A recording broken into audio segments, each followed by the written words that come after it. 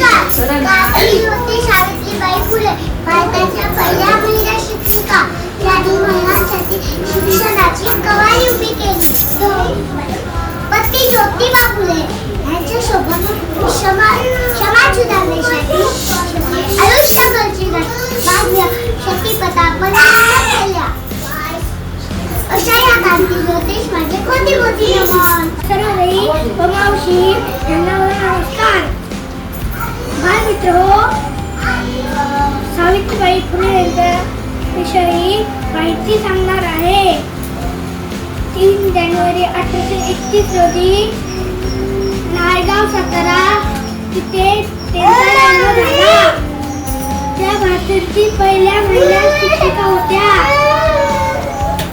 त्यांनी भारतातील महिलांसाठी शिक्षणाचे दार उघडले. त्यांच्या घरात पती महात्मा फुले यांनी त्यांना मुलाची दिली. धन्यवाद. आज सावित्रीबाई फुले यांनी किती भोगले, किती शिकवले. स्त्री शिक्षणाचे दार पुढे सावित्रीबाई फुले यांचा जन्म 3 जानेवारी 1831 मध्ये सातारा जिल्ह्यातील नायगाव येथे झाला. मोठ्याने मोठ्याने त्यांचा विवाह वयाच्या 9व्या वर्षी झाला.